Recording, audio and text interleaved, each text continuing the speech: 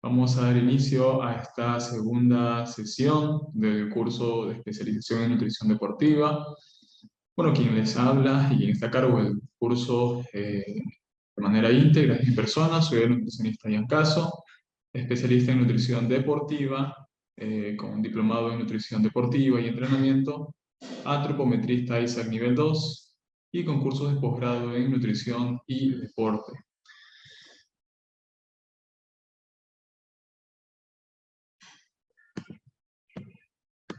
Bien, recordar que estamos en el contexto del curso de especialización y actualización en nutrición deportiva.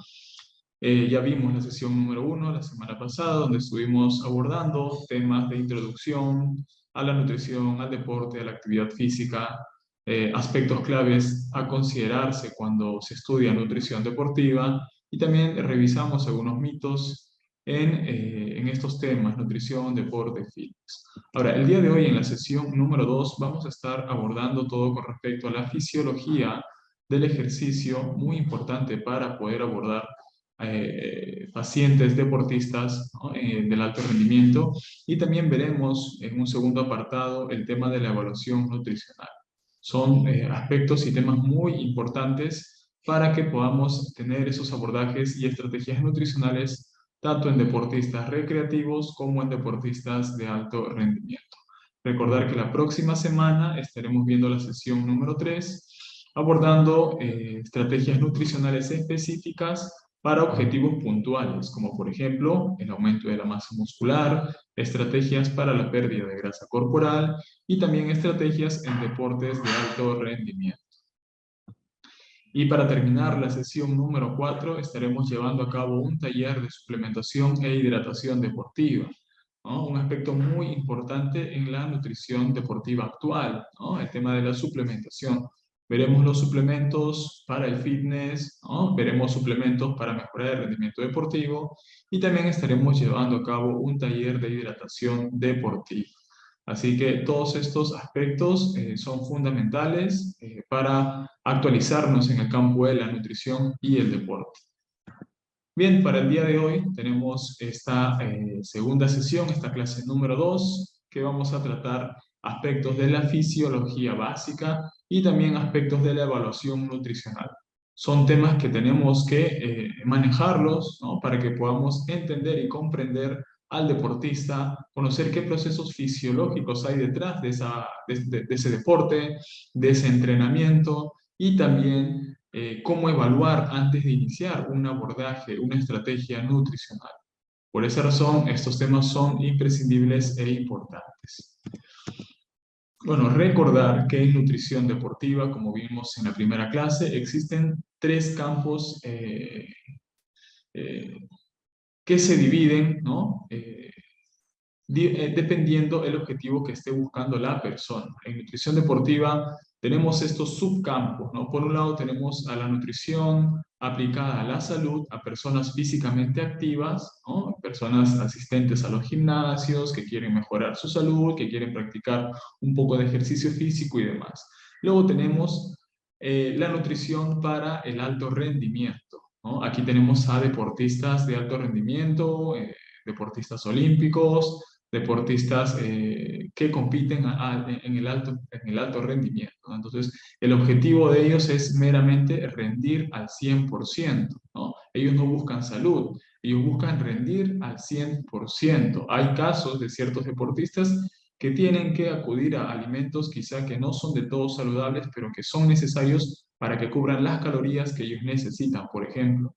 Y por el otro lado tenemos a la nutrición para la estética corporal. Aquí tenemos a competidores fitness, competidores de culturismo y demás, ¿no? Entonces, como ven, la nutrición deportiva no es general, sino que dentro de la nutrición deportiva encontramos diferentes contextos. En general, estos tres contextos, pero aún podemos individualizar. Por ejemplo, en rendimiento deportivo podemos individualizar según tipo de deporte. si es un deporte de fuerza, si es un deporte de resistencia, si es un deporte individual, si es un deporte de equipo y demás, ¿no? En estética también podemos individualizar si se trata de una persona del sexo femenino, del sexo masculino, a qué categoría compite, si quiere aumentar la grasa, la masa muscular, si quiere reducir la grasa. O sea, tenemos que individualizar. En nutrición deportiva nada es blanco o negro, no hay una sola estrategia para todas las personas que hacen actividad física o deporte, sino que tenemos que saber individualizar, contextualizar. Ese es el valor agregado que tenemos que tener. Podemos saber mucho de teoría, pero si es que no sabemos contextualizar adecuadamente, todo nuestro abordaje nutricional y estrategias podrían no estar planteadas de la mejor manera. Bien, entonces lo que veremos el día de hoy es aspectos claves de la fisiología. Veremos las fuentes energéticas, carbohidratos, proteínas y grasas, ¿no? Como sustratos energéticos. Veremos también los sistemas energéticos, ¿no? Puntualmente el sistema de los fosfágenos, la glucólisis rápida, la glucólisis lenta, los sistemas oxidativos. También veremos la clasificación de las fibras musculares, ¿no? Y también la fisiología de la hipertrofia muscular y luego daremos algunas conclusiones.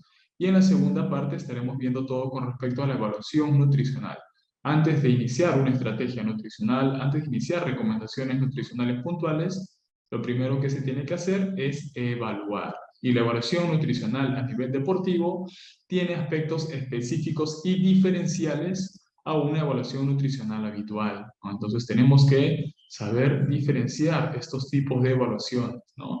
Veremos también métodos para evaluar la composición corporal, veremos aspectos de la cineantropometría, qué cosa es la cineantropometría, qué cosas son los pliegues cutáneos, los diámetros, perímetros, el somatotipo y demás. Y luego veremos algunas conclusiones. Muy bien, entonces vamos a dar inicio, ¿no? Bueno, el objetivo de esta primera parte de la clase con respecto a la fisiología es entender los procesos fundamentales para comprender cómo nuestro cuerpo usa los alimentos para obtener energía, ¿no? Vamos a entender los procesos fundamentales de cómo nuestro cuerpo utiliza los alimentos para obtener energía, ¿no? El siguiente objetivo de la clase del día de hoy es identificar los sistemas energéticos, ¿no? Y destacar la relativa contribución de cada uno de ellos para la intensidad y duración de la actividad física, ¿no? Entonces, también veremos eso. Y luego también estaremos viendo la función y las diferencias de las fibras musculares, ¿no? Tipo 1, tipo 2, qué particularidades encontramos en las fibras tipo 1 o en las fibras tipo 2, también llamadas fibras rojas, fibras blancas o también llamadas fibras rápidas o fibras lentas. Entonces veremos todos estos aspectos específicos en el desarrollo de la clase del día de hoy.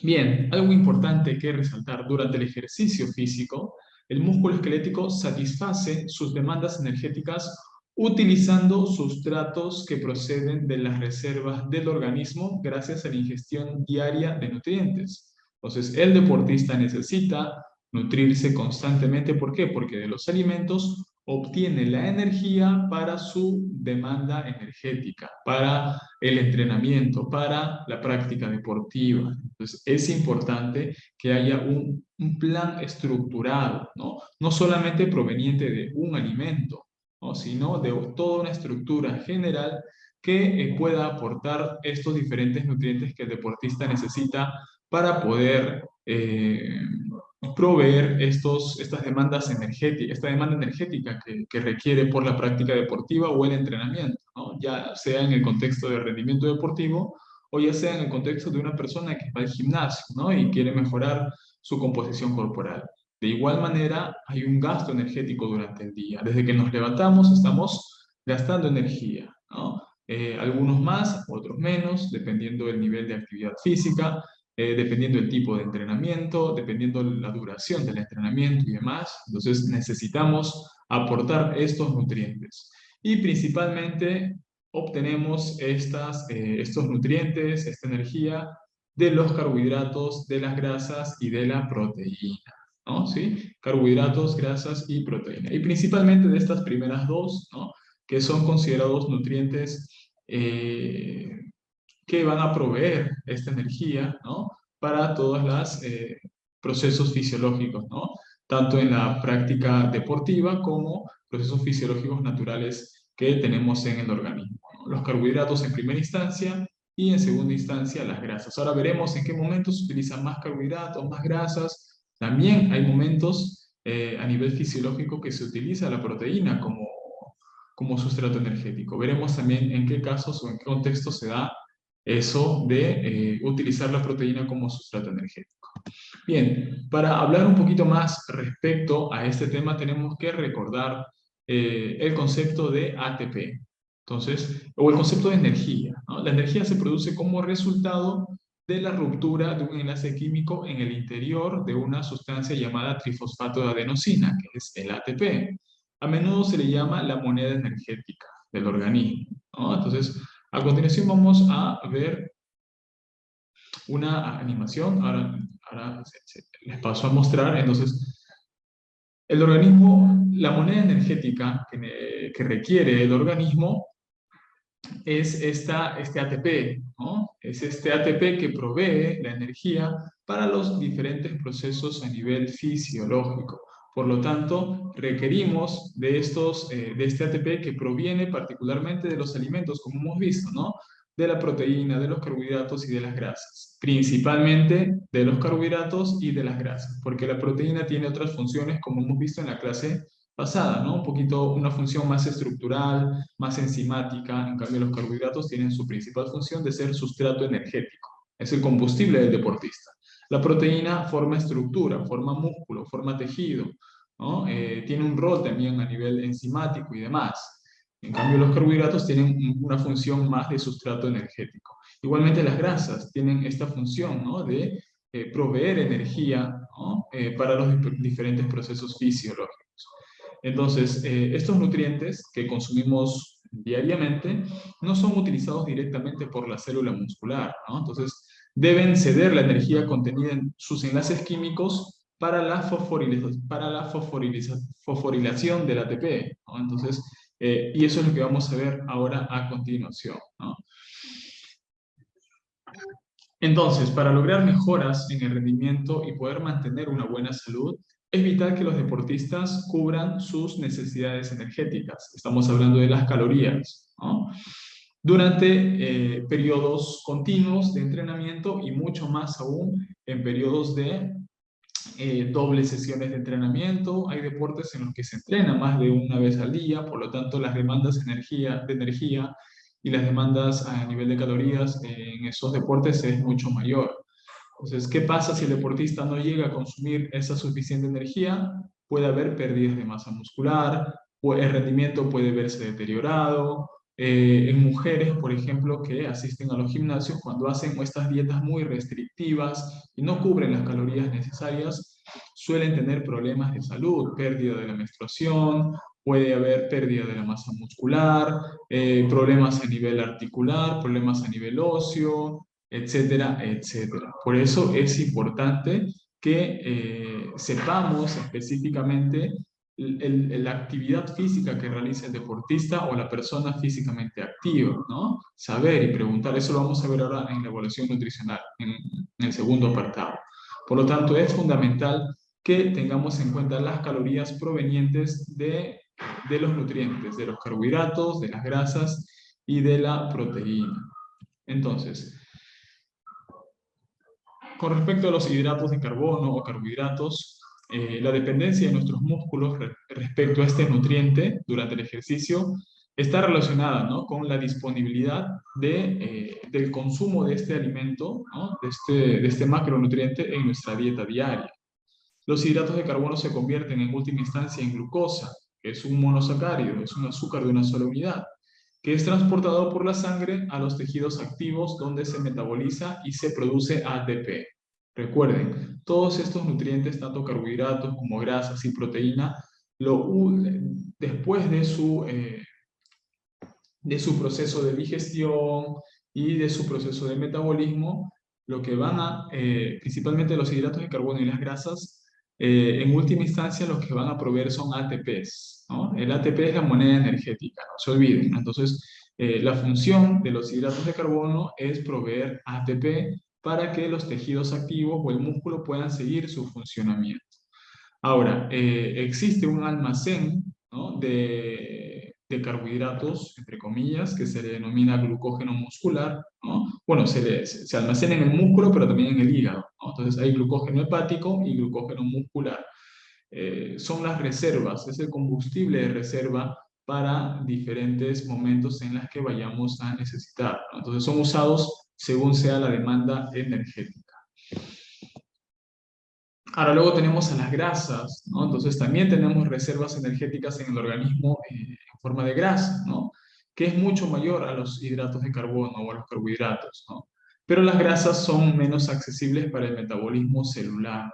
¿Qué quiere decir esto? Que producir ATP desde las grasas, recuerden, ATP es la moneda energética, ¿no? Es lo que se necesita para la función, la movilidad de los diferentes procesos fisiológicos y demás. Entonces, las grasas son menos accesibles para el metabolismo celular, porque primero deben ser reducidas a su forma más compleja, que son los triglicéridos, a sus componentes básicos, ¿no? Entonces se requiere una función un poquito más tediosa que los hidratos de carbono. Entonces, los hidratos de carbono son nuestro primer combustible, los carbohidratos, son nuestro primer combustible. Y como segunda opción o como reserva energética están la grasa, ¿no? La grasa para también formar ATP, ¿sí? Entonces, más o menos aquí podemos ver en las reservas corporales de energía, ¿no? Entonces, una persona promedio de 65 kilos en el hígado almacena aproximadamente 110 gramos de glucógeno, ¿no? Y en el músculo, dependiendo la tamaño muscular y demás, en promedio puede acumular hasta 250 gramos de glucógeno muscular.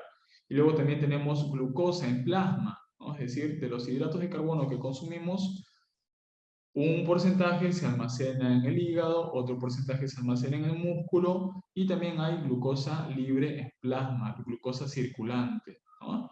Que en promedio son 15 gramos, 10 a 15 gramos dependiendo de la persona. Entonces, sumando todo eso, tenemos 375 gramos de hidratos de carbono como reserva energética, ¿no? Lo que en kilocalorías es aproximadamente, recuerdan que los hidratos de carbono, lo vimos en la primera clase, por cada gramo de carbohidrato, eso nos aporta 4 calorías. Entonces, multiplicamos, ¿no? 375 por 4 nos da 1538 calorías de reserva energética, ¿no? Ahora, las grasas normalmente tienen mayor proporción, ¿no? Por ejemplo, la grasa subcutánea en promedio de una persona es aproximadamente 7 kilos 800, ¿no? De una persona, este es un ejemplo, estimaciones basadas en un peso corporal de 65 kilos con un 12% de grasa corporal. Luego también tenemos triglicéridos intramusculares, ¿no? Que es mucho menos, 161 gramos. Entonces, si eso lo sumamos y lo multiplicamos, recuerden que la grasa se multiplica por 9, los carbohidratos por 4, la grasa por 9. Si multiplicamos el total, saldría 72.000, ¿no? 445 kilocalorías. ¿Qué nos quiere decir esto? Que las reservas de grasa son mucho mayores que las reservas de glucógeno. Sin embargo, lo que el organismo prefiere como primer sustrato energético, por la viabilidad a nivel de producir ATP, como vamos a ver ahora a continuación, es el glucógeno, tanto hepático como muscular, y también la glucosa disponible en plasma, ¿no? Entonces, para que podamos tener un alcance de las reservas energéticas, ¿no? Y dependiendo del tipo de deporte, se va a necesitar más uno que otro, dependiendo de la intensidad y la duración del deporte, por ejemplo. Hay deportistas de triatlón, por ejemplo, o de ciclismo de ruta, que su práctica deportiva es de más de 3 horas. Entonces, las primeras hora y media, se va a utilizar este sustrato energético, este combustible, ¿no? Glucógeno muscular, glucógeno hepático, la glucosa en plasma, pero después de cierto tiempo ya este combustible se va a agotar y tenemos que echar mano, o el organismo echa mano de otros sustratos energéticos. Como ya no hay hidratos de carbono, entonces se empieza a echar mano de las grasas, ¿no? Entonces, entender todos esos procesos fisiológicos es importante para que podamos abordar o pautear estrategias nutricionales específicas según el tipo de deporte. Por eso la fisiología es importante desde estos aspectos, ¿no? Ahora, las grasas son menos accesibles para el metabolismo celular, porque primero deben ser reducidas de su forma compleja, de triglicéridos, a sus componentes básicos, que son glicerol y ácidos grasos libres, ¿no? Entonces, solo estos se usan para producir ATP. Es decir, la grasa como tal, como formas de triglicéridos, no pueden producir o formar ATP, tienen que dividirse. Y estos triglicéridos, como podemos ver aquí, y tenemos un triglicérido, ¿no? Es el glicerol más 3 ácidos grasos libres. Entonces, ¿qué es lo que tiene que pasar? Tiene que haber por un proceso específico, ¿no? Y llamado lipólisis, y reacciones específicas. Estos ácidos grasos libres, estas tres colitas, se liberan y el ácido graso libre sí puede producir ATP. En su forma integral, no, como triglicérido no. Entonces, como su proceso para producir ATP es más lento o se demora mucho más que el hidrato de carbono, es por eso que la grasa como sustrato energético viene después del uso de carbohidratos como sustrato energético, ¿no? Y aquí podemos ver, ¿no? 1 gramo de hidratos de carbono nos aportan 4 calorías y 1 gramo de grasa nos aportan 9 calorías. ¿Quién nos da más energía? La grasa, pero es una energía lenta, por así decirlo. En cambio, si necesitamos un combustible inmediato, ¿no? Dependiendo del tipo de deporte, los carbohidratos van a ser fundamentales, ¿sí? Aunque 1 gramo de grasa pueda generar 2 veces más energía que 1 gramo de carbohidratos, también requiere más oxígeno para metabolizarse y por lo tanto para producir ATP. Recuerden que el objetivo final de estos nutrientes es producir ATP para que sean utilizados como energía. Entonces, en determinados contextos, ya después de los hidratos de carbono y después de las grasas, las proteínas en determinados contextos, ¿no? Dependiendo de la intensidad y la duración del ejercicio, esta proteína podría también ser usada como sustrato energético, aunque no es su objetivo principal, ¿no? El objetivo principal de las proteínas es fomentar la síntesis proteica muscular, fomentar producción de tejido, función enzimática, función de transportadores, etcétera, etcétera, ¿no? No tienen la función principal de ser fuente de energía, pero en determinados contextos, o de repente si hay un descuido, ¿no? del deportista o de la persona físicamente activa, si hay un descuido, ¿no? Y de repente con estas clásicas dietas actuales que te dicen, no, tienes que restringir todos los carbohidratos, no tienes que comer arroz, no tienes que comer papa, ni fideos, ni frutas, etcétera, etcétera. Entonces, si es que no hay carbohidratos en nuestro consumo diario y de pronto yo hago algún tipo de actividad física o algún tipo de deporte, no va a haber combustible en nuestro organismo disponible para poder proveer ATP, para producir ATP. Entonces, como no hay ese sustrato energético, por ese descuido, ¿no? Empezamos a utilizar las proteínas como sustrato energético. Y ahí eso es muy clásico, ¿no? Estas personas que hacen estas dietas muy restrictivas, en vez de perder grasa, pierden masa muscular. ¿Por qué? Porque se empieza a utilizar el músculo como sustrato energético. Entonces hay que tener mucho cuidado. Igualmente, deportes de alto rendimiento. A veces los deportistas requieren grandes cantidades de carbohidratos, ¿no? Dependiendo el momento de su actividad deportiva, ¿no? Hay momentos en que entrenan 2 a 3 veces al día, entonces necesitan más aporte de hidratos de carbono. Entonces, hay algunos aminoácidos que pueden convertirse en glucosa por el proceso de gluconeogénesis, ¿no? Y luego, alternativamente, otros aminoácidos pueden convertirse en productos intermedios del metabolismo oxidativo y demás. Así que hay que tener bastante cuidado en ese aspecto. Y vamos a ver el tema de los sistemas energéticos. Bien, recuerden que las células generan ATP para el movimiento, esta moneda energética llamada adenosín trifosfato, ¿no? Mediante los diferentes sistemas energéticos. Tenemos relativamente 3 sistemas energéticos, empezando por el sistema fosfagénico, luego tenemos el sistema glucolítico, luego tenemos el sistema oxidativo, que también aplica tanto para grasas como proteínas, ¿no? Ahora lo vamos a ver detalladamente cada uno de ellos. Y como ustedes pueden ver aquí, en este cuadro de doble entrada tenemos el tiempo, ¿no?, de la práctica de actividad, ¿no?, del deporte, de la actividad física y demás. Entonces, como ven, a medida que pase el tiempo vamos a empezar a utilizar diferentes sistemas energéticos, ¿no? No es que esto sea de manera simultánea, no es que se acaba uno y empiece el otro, no, sino que como ustedes pueden ver se da de manera simultánea.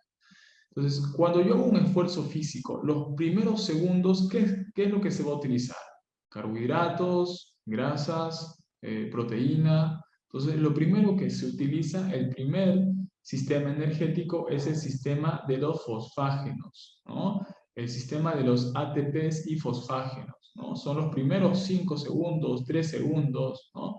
Dependiendo también la intensidad del ejercicio y dependiendo la intensidad del esfuerzo. Si voy a hacer una sentadilla, por ejemplo, se activa este sistema de los fosfágenos, ¿no?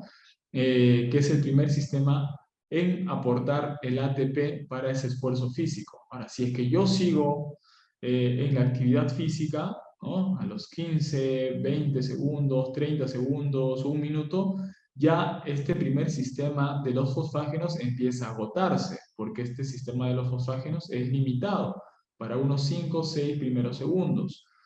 Y luego de eso, cuando sigo la actividad física, ya empiezo a producir ATP, energía, desde el sistema de los carbohidratos, ¿no?, específicamente llamado el proceso de la glucólisis, que me aporta también ATP. Ahora, si es que continúo con la práctica de la actividad, ya esta glucólisis rápida, ¿no?, también es limitada para los 2-3 minutos, y si yo continúo, empieza la glucólisis lenta, antes llamada glucólisis aeróbica, que también proviene de los carbohidratos. Entonces ya empieza la glucólisis lenta, ¿no?, 10-15 minutos, media hora, 40 minutos, una hora. Y si continúo con la actividad física por 3-4 horas, como ustedes pueden ver, ya empieza a cambiar el sistema energético con predominancia de las grasas, ¿no? Empieza ya el sistema oxidativo. Ahora, si es que continúo con la actividad y de repente por ahí no he suministrado carbohidratos de una manera adecuada, en contextos específicos, ya aquí a nivel oxidativo también se puede ir utilizando la proteína como sustrato energético. Entonces, no es el objetivo, pero hay momentos en los que se utiliza la proteína como sustrato energético, como ya expliqué anteriormente. Entonces, como ustedes pueden ver, entender los sistemas energéticos es fundamental para saber la distribución de nutrientes que voy a aportar al deportista o a la persona que está entrenando, ¿no? Entonces, esto es clave y fundamental. Entonces, veremos el primer sistema ATP-CP, o el sistema también llamado como el sistema de los fosfágenos, ¿sí? Entonces aquí, por ejemplo, tenemos una molécula de ATP, ¿sí? Esta molécula de ATP, que recuerden que es la moneda energética, ¿no? Se compone de adenosina, ¿no?, que es una molécula de adenina unida a una molécula de ribosa, adenosina, combinada con 3 grupos fosfatos, ¿no? Aquí tenemos a los 3 grupos fosfatos. La adenosina más los 3 grupos fosfatos se le llama ATP, ¿sí? Adenosin trifosfato, ¿no? Adenosin tri por los 3 grupos de fosfatos, adenosin trifosfato, ATP, ¿sí? Entonces, aquí tenemos al ATP, ¿no?, el adenosin trifosfato. ¿Qué pasa cuando viene una enzima, ¿no?, la enzima ATPasa específicamente, y actúa sobre este ATP? Esta enzima ATPasa va a hacer, ¿no?, actúa sobre el ATP y hace que el último grupo fosfato se separe de la molécula ATP. Es decir, este último grupo fosfato se separe, ¿no?, esta ATPasa actúa sobre el ATP y hace que este último grupo fosfato se separe, liberando energía. Entonces, esta energía es la que se va a utilizar para los diferentes procesos fisiológicos que requieran de ATP, ¿no? Como lo es, por ejemplo, la actividad física, la práctica de un deporte, requiere de energía, requiere de este ATP, ¿no?, de esta reacción, ¿no?, de ATP. Por lo tanto, como ven, de esa manera se produce la energía, desde el sistema ATP-CP, o también llamado sistema de los fosfágenos. Ahora, Aquí tenemos como subproducto, después de esta reacción, ¿no? Producida por la ATPasa, ¿no? Si ya se va un grupo fosfato, ya no nos quedará la adenosin trifosfato, sino nos queda la adenosin difosfato, el ADP, ¿no? La adenosin difosfato. Entonces, ahí es donde entra a tallar la fosfocreatina, ¿no? Que también está almacenada en el músculo, la fosfocreatina, las reservas de fosfocreatina. ¿Por qué? ¿Qué hace la fosfocreatina? Por acción de la creatinquinasa, que es otra enzima, permite que haya una reacción que divide a la creatina y a un grupo fosfato, ¿no? Y este grupo fosfato otra vez se va a unir con este ADP para formar otra vez adenosin trifosfato. Entonces otra vez tenemos ATP, ¿no? Y lo mismo va a suceder, va a llegar una enzima, la enzima ATPasa, va a romper ese grupo trifosfato para producir energía y así cíclicamente, ¿no? Entonces, otra vez, la fosfocreatina, por medio de la acción de la creatinquinasa, se divide en creatina y un grupo fosfato, y este grupo fosfato otra vez completa esa adenosin difosfato para tener otra vez ATP. Y así de manera cíclica. Y vamos produciendo energía, ¿no? Sin embargo, recuerden que este sistema de los fosfágenos, o el sistema ATP-CP, estas reacciones que se dan en milisegundos son por los primeros 5 segundos, 6 segundos, 7 segundos aproximadamente, ¿no? Entonces, durante los primeros pocos segundos de actividad muscular intensa, como puede ser un sprint, ¿no? Una carrera de 100 metros, ¿no? 8 segundos, 9 segundos, el ATP se mantiene a un nivel relativamente uniforme, es decir, producimos ATP de manera constante en estos primeros segundos. Pero esta fosfocreatina que tenemos como reserva se agota rápidamente.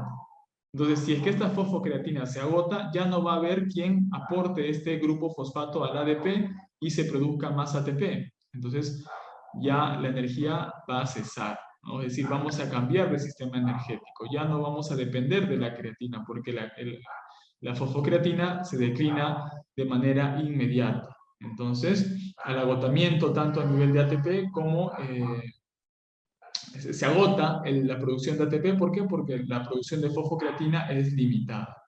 Entonces, nuestra capacidad para mantener el ATP, esta moneda energética, desde la fosfocreatina es limitada por unos segundos, ¿no? Y específicamente puede durar entre 3 a 15 segundos aproximadamente, este sistema ATP-CP. ¿Sí? Entonces, en los primeros segundos de un sprint podría ser, o de las primeras 2, 3 sentadillas, supongamos, lo que se va a utilizar es este sistema de los fosfágenos, el sistema ATP-CP, ¿no? Otros ejemplos donde se utiliza el sistema ATP-CP, por ejemplo, es en el levantamiento de pesa, ¿no? Que prácticamente son unos 10, 15 segundos del gesto deportivo, ¿no?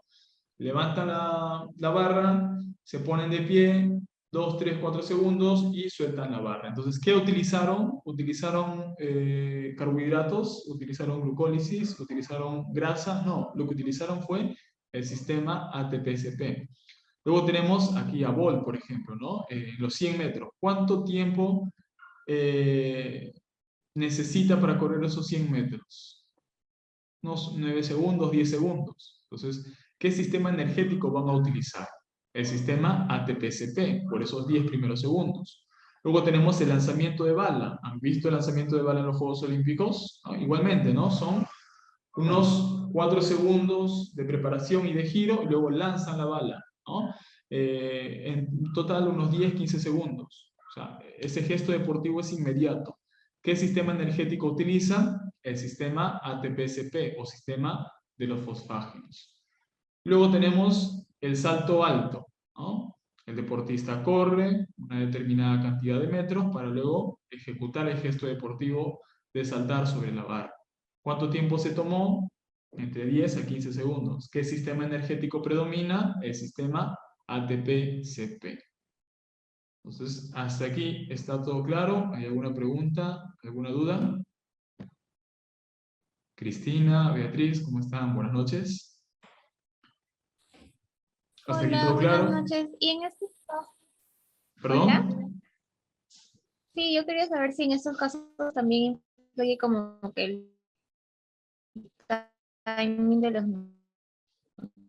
Disculpa, no te copié muy bien la pregunta. nutrientes, si se va a necesitar, por ejemplo, el ATP nada más de ¿Podrías repetir la pregunta? No, se escuchó entrecortado, disculpa. O 6 escribirlo. o 8 segundos, me parece. Eh,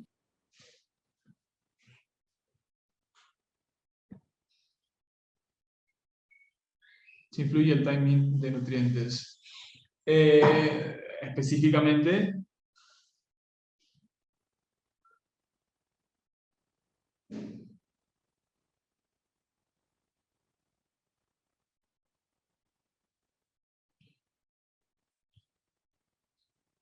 no. A ver, si entiendo un poco tu pregunta, ¿no? En estos deportes, la estrategia nutricional previa no es tan importante como en el fútbol, como en un deporte de resistencia, como ciclismo de ruta y demás. En estos deportes, que son de 10-15 segundos, no influye mucho estas estrategias nutricionales, el timing nutricional, etcétera, etcétera. ¿Por qué? Porque son 15 segundos, 10 segundos y chao, se acabó la competencia. ¿No? Otro contexto es el fútbol o el vóley que duran más de 60 a 90 minutos. Entonces, aquí sí es importante tener estrategias nutricionales en torno a la competencia. Las estrategias nutricionales en este tipo de deportes, si es que ahora más adelante lo vamos a detallar, es principalmente tener estas reservas ATP-CT o las reservas de fosfocreatina llenas, ¿no? Y ahí podemos utilizar, por ejemplo, procesos de hipertrofia muscular, ya que son deportes de potencia y de fuerza. ¿Que necesita el deportista? Necesita hipertrofia muscular, ¿no? Para el levantamiento de pesas. Y la característica de estos deportistas, que si podemos ser un poco detallistas al momento de ver, son que son muy musculados. ¿Por qué? Porque estos deportes son de fuerza y potencia. Entonces, mientras más fuerza y potencia desarrollen por medio de la hipertrofia muscular, van a tener cierta ventaja en su práctica deportiva. Entonces, la estrategia nutricional a nivel de nutrientes y demás se da en su preparación. En el día de la competencia no hay tanto, no es, es bastante relativo, ¿no? No es tan imprescindible estas estrategias puntuales, ¿no? Lógicamente sí hay que tener una base, pautear algo normal, pero a diferencia de otros deportes en los que sí es muy imprescindible tener todo este timing de nutrientes previo a la competencia, post competencia, etcétera, ¿no? Entonces, en estos tipos de deportes, principalmente como son deportes de fuerza y potencia, el principal trabajo a nivel nutricional y también con el entrenamiento, el preparador físico y demás, es trabajar en la hipertrofia muscular y específicamente, como vamos a ver más adelante, en las fibras blancas, en las fibras de potencia, ¿no? Y demás. Bien, entonces ya hemos visto el primer sistema energético, que es el sistema ATP-CP, que es para los primeros 8, 10 segundos, 15 segundos aproximadamente.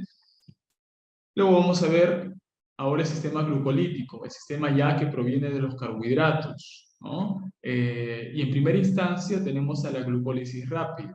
Entonces, este proceso, ¿no?, de reacciones lo que me va a permitir al final, como resultado, es, después de 10 reacciones aproximadamente, me va a dar 2 ATP. Entonces, lo que necesito, recuerden, es siempre producción de ATP, producción inmediata, producción en la glucólisis rápida. Esta formación de ATP es inmediata, es bastante eficiente, ¿no? Por lo tanto, esta se da de la degradación de la glucosa hasta la formación de... Es una producción rápida de ATP, pero limitada, ¿no? Y predomina en disciplinas de duración de 30 segundos a 2 minutos o a 3 minutos. Entonces, una vez que el sistema ATP-CP se terminó, empieza la glucólisis rápida, ¿no? A proveer ATP. Como ya no hay ATP desde el sistema de los fosfágenos, la glucólisis rápida empieza a aportar ATP para continuar la práctica deportiva, con el ejercicio, con la producción de energía, con la producción de ATP, ¿no? y principalmente se da, ¿no? Dentro, las diferencias de la glucólisis rápida y glucólisis lenta es en el lugar de la célula donde se dan estas reacciones, en el citoplasma o en la mitocondria. Y la glucólisis rápida se da a nivel citoplasmático, ¿no? Para producir estos dos ATPs, ¿no? Luego tenemos la glucólisis lenta. Ahí ustedes pueden ver, ¿no? Detalladamente cómo se da todo este proceso de glucólisis, ¿no? Para poder al final de estas 10 diferentes reacciones, no vamos a entrar en detalles, pero lo que se aporta en esta glucólisis rápida es la producción de 2 ATPs, ¿no? Para poder seguir aportando energía o el ATP que requiere la práctica deportiva o el ejercicio físico. Luego tenemos también la glucólisis lenta, que ahora lo vamos a revisar, pero después del sistema de los fosfágenos, el organismo empieza a recurrir, a echar mano de la glucólisis rápida para producir ATP inmediato para proveer esta energía que el organismo necesita, ¿no? Para continuar con la práctica y con la ejecución, ¿no? De la actividad o del movimiento. Ahora, ¿en qué deportes, si hemos hablado más o menos de 30 segundos a 2 a 3 minutos, puede ser en remo, ¿no? Podría ser en natación de 100 metros, 150 o 200 metros, o también en competencias de CrossFit y demás, ¿no? Donde predomina la glucólisis rápida, sistema de los fosfágenos, dependiendo, ¿no? La duración de la competencia, ¿no?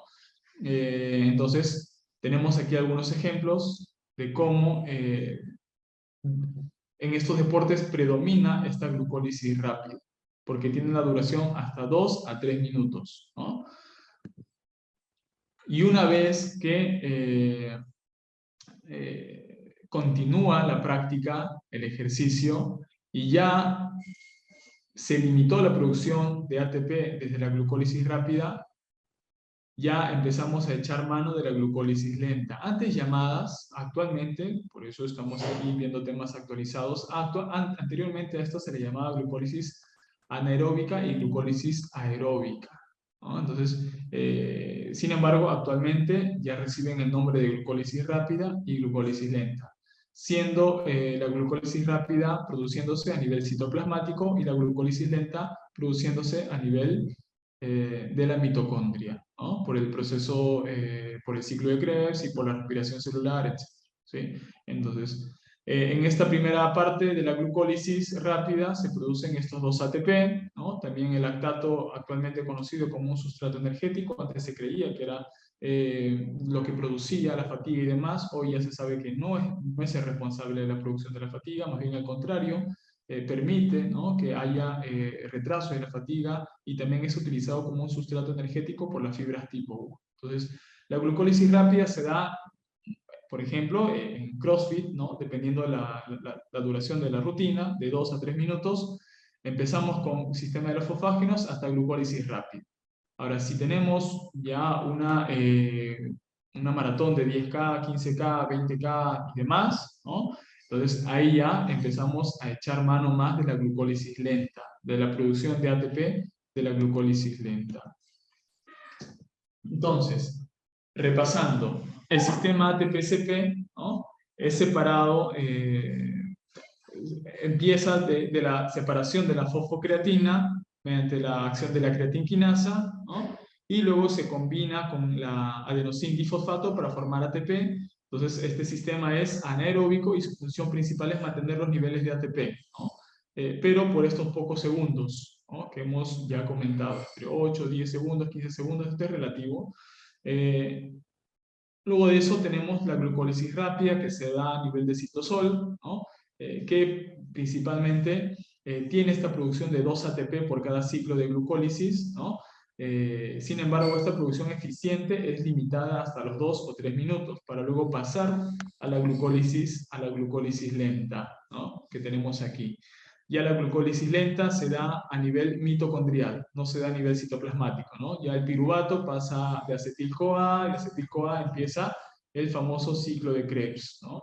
Para que en ese ciclo de Krebs y en la respiración celular o en la cadena transportadora de electrones se empieza a producir más ATP. Recuerden que la finalidad de todos estos procesos es seguir produciendo ATP para que la energía no decaiga, ¿no? Entonces, aquí ya se da la glucólisis lenta que ya es a partir de los 3-4 minutos que empezamos a echar mano de los carbohidratos, pero a nivel ya de reacciones dentro de la mitocondria, a nivel del ciclo de Krebs.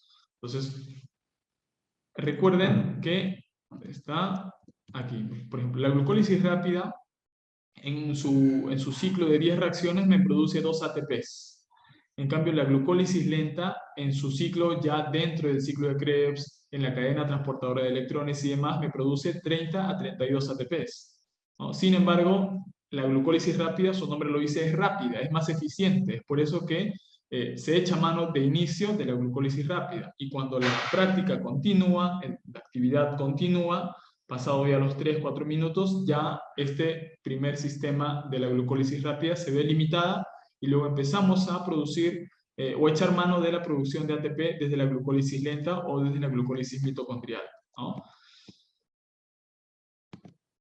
Y el rendimiento final de ATP de un ciclo, ¿no?, de la glucólisis lenta es de 30 a 32 ATPs. Es decir, produce más energía, pero es lenta, ¿no? Por eso que se echa mano de este sistema energético a partir de los 3-4 minutos y se sostiene, ¿no? Se sostiene, como han podido ver en esta imagen anterior.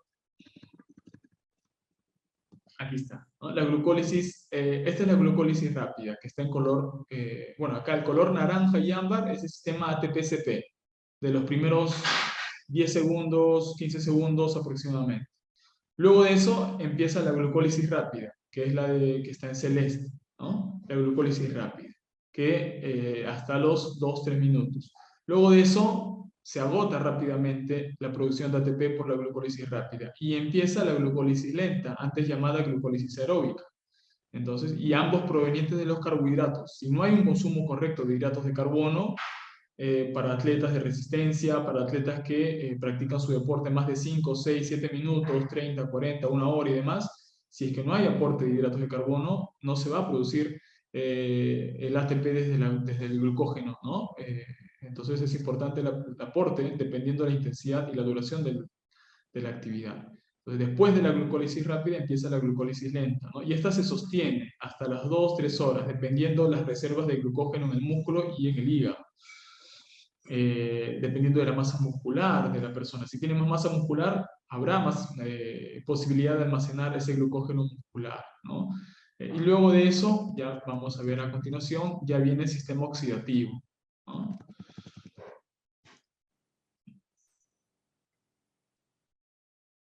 Bien, entonces, antes de ir al sistema oxidativo, los sistemas ATP-CP y el glucolítico, tanto glucólisis rápida como glucólisis lenta, no pueden por sí solos satisfacer todas las necesidades de energía.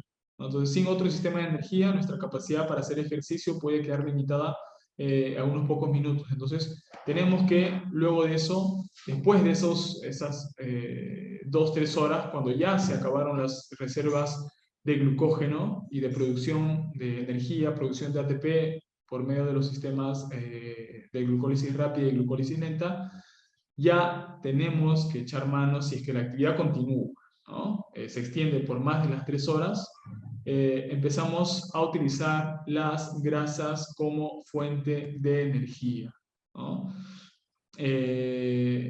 Y principalmente de los triglicéridos. Recuerden que hemos comentado. Y para que estos se utilicen, necesitan ser separados, el glicerol de los 3 ácidos grasos libres. Entonces, estos triglicéridos se almacenan en las células grasas y en las fibras musculares esqueléticas, ¿no? Hay triglicéridos a nivel intramuscular. Para usar su energía, los triglicéridos deben descomponerse a sus unidades básicas, ¿no? Una molécula de glicerol y 3 moléculas de ácidos grasos libres. Y este proceso se llama lipólisis, ¿sí? Entonces, la lipólisis no es la oxidación de la grasa, la lipólisis es la separación del triglicérido al glicerol y 3 ácidos grasos libres. Entonces, y aquí, ¿no? Entonces, para poder hacer lipólisis y para que estos ácidos grasos libres puedan producir ATP, entonces si ya me quedé sin ATP, necesito echar mano de la lipólisis, ¿no? Para que luego estos ácidos grasos libres por sí solos puedan ir por medio de la beta oxidación a aportar ATP. Entonces, al entrar a las fibras musculares, los ácidos grasos libres, es decir, estos ácidos grasos ya sueltos, son activados enzimáticamente con energía del ATP, preparándolos para el catabolismo, para su descomposición dentro de la mitocondria. Entonces, este catabolismo enzimático de las grasas por las mitocondrias recibe la denominación de beta-oxidación. Entonces, y la eficiencia de producción de ATP de un ácido graso libre es mucho mayor que de los carbohidratos. Sin embargo, es más lenta. Por eso se empieza a activar a partir de las 2-3 horas, ¿no? Aquí podemos ver un ejemplo de un ácido graso, el ácido graso palmítico. El ácido palmítico, por ejemplo, el de 16 carbonos. ¿Cuánto ATP me puede producir este ácido palmítico? ¿No? Entonces, aquí en la beta-oxidación me puede llegar a producir 35 ATPs, en el ciclo de Krebs me puede producir hasta 88 ATPs, y el total sería 121 ATPs de la fosforilación oxidativa y de manera directa 8 ATPs. En total me estaría produciendo 128 ATPs solamente este ácido palmítico de 16 carbonos. Y así tenemos diferentes ácidos grasos, ¿no? Dependiendo de la cadena de carbonos, ¿no? Más cortos y más largos. Entonces, como ven, a diferencia de la glucólisis rápida, que me produce 2 ATPs por reacción, a diferencia de la glucólisis lenta, que me produce 32 ATPs, la grasa me produce 129 ATPs. Sin embargo, esto es su producción a nivel eficiente. En volumen es mucho, pero a nivel de inmediatez es más lento, ¿no? Y aquí tenemos un cuadro de resumen, ¿no?, de los sistemas energéticos, ¿no? El sistema de los fosfágenos, ¿no?, en promedio, ¿no?, es entre los 5 a 10 primeros segundos, puede llegar hasta los 20 segundos, dependiendo de la persona en particular. El combustible es el ATP y la fosfocreatina, y normalmente esto se utiliza en gestos donde predomine la velocidad, la fuerza y la potencia, ¿no?, como los deportes que hemos visto como ejemplo. Luego tenemos el sistema de glucólisis rápida, ¿no?, que es entre los 40 a 60 segundos, llegando a durar también hasta los 120 segundos, hasta los 2 minutos, 3 minutos aproximadamente. Aquí ya se utiliza el combustible de los hidratos de carbono, el glucógeno almacenado, ¿no? Y normalmente esta glucólisis rápida es para deportes de velocidad de 2 a 3 minutos, 1500 metros, ¿no?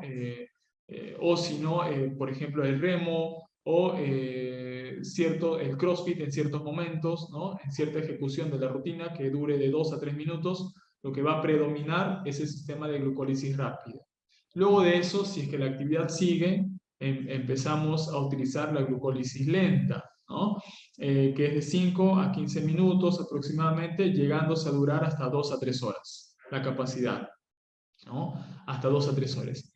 Hasta 2 a 3 horas. Y en primera instancia, vamos a agotar la glucólisis lenta, y si es que esto continúa, ya pasamos al sistema oxidativo de las grasas y también de las proteínas, ¿no? Y normalmente esto se da para deportes de resistencia, ¿no? Por ejemplo, maratón de 3 horas, triatlón también de más de 3 horas, ciclismo de ruta, que también es más de 3-4 horas, Ironman, que también es de larga duración. Entonces, conocer estos sistemas energéticos es de vital importancia para poder individualizar las estrategias nutricionales y de esa manera poder prescribir un adecuado plan nutricional, ¿no?, entendiendo la fisiología del deporte o la actividad que está llevando a cabo el deportista, ¿sí? Entonces, aquí les pongo ejemplos y ustedes me van a decir qué sistema energético utilizan cada uno de ellos. El primero, ¿qué sistema energético utiliza? Ya hemos visto. El primero aquí, izquierda, la parte superior. ¿Qué sistema energético predomina? ATP de los fosfágenos, glucólisis rápida, glucólisis lenta o sistema oxidativo. A ver, Cristina, Beatriz, ¿quién más? En la primera imagen, ¿qué sistema energético está predominando? Fosfágenos, glucólisis rápida, glucólisis lenta. La glucólisis lenta. ¿Segura? En la primera imagen es 100 metros. Es Usain Bolt. ¿En cuánto tiempo corre los 100 metros Usain Bolt? Tiene récord mundial. 9.7 segundos, si no me equivoco. Entonces, en 9 segundos, ¿qué sistema energético se estará utilizando?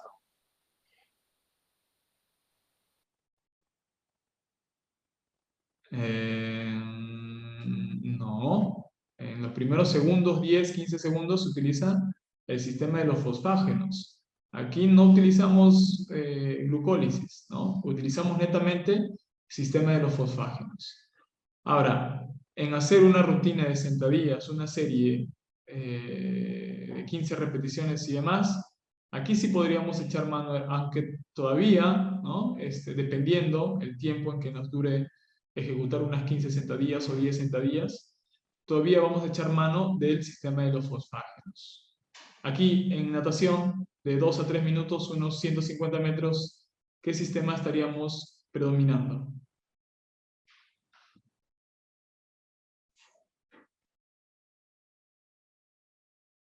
Natación de 2 a 3 minutos. Aquí sí estamos echando mano de la glucólisis rápida, ¿no? De 2 a 3 minutos en natación. Y en resistencia, de 2 a 3 horas, la glucólisis lenta y también el sistema oxidativo de las grasas, ¿no? Entonces, como ven, diferentes tipos de deporte o diferentes tipos de disciplinas van a utilizar diferentes sustratos energéticos, ¿sí? Y bien, vamos al siguiente apartado, donde vamos a comentar acerca de las fibras musculares y la fisiología de la hipertrofia. Bien, el músculo esquelético no contiene simplemente un grupo homogéneo de fibras musculares. Tenemos, en general, por la gran mayoría de autores, estas se dividen en tres grupos o en tres tipos de fibras, ¿no? Tenemos por un lado, no podrían ser dos, pero en general son tres, ¿no? Fibras tipo 1, que tienen características particulares. Luego tenemos las fibras tipo 2X, que también tienen ciertas características particulares. Y luego tenemos las fibras 2A, que son las fibras intermedias, ¿no? Por ejemplo, las fibras tipo 1 son las que tienen, también se les conoce como fibras rojas. ¿Por qué? Porque tienen mayor cantidad de mioglobinas, ¿no? Como ustedes pueden ver, tienen más mioglobinas, ¿no? Por eso adquieren ese color, ¿no? Fibras rojas. Ahora, la capacidad de contracción de estas fibras es de una contracción lenta. Sin embargo, son resistentes a la fatiga, ¿no? La capacidad para generar potencia y fuerza es mínima, pero sí tienen mayor capacidad para generar resistencia, ¿no? Luego tenemos a las fibras tipo 2X, también llamadas fibras blancas, ¿no? La diferencia de estas fibras es que tienen mayor capacidad para generar fuerza, potencia, son de contracción rápida. Sin embargo, la desventaja es que son altamente fatigables. Tienen mayor capacidad para generar potencia, pero no tienen capacidad de resistencia. Entonces les pregunto, un deportista de resistencia, ¿qué fibras tendrá más desarrolladas? ¿Las fibras tipo 1 o las fibras tipo 2?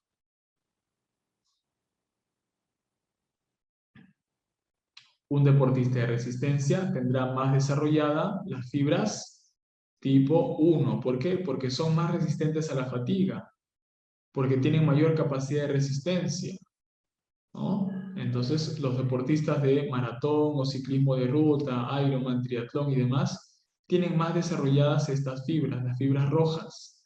En cambio, si tenemos un deportista de culturismo, un deportista de fuerza, de potencia, que no necesita de resistencia, tendrá más desarrolladas las fibras blancas o las fibras tipo 2X.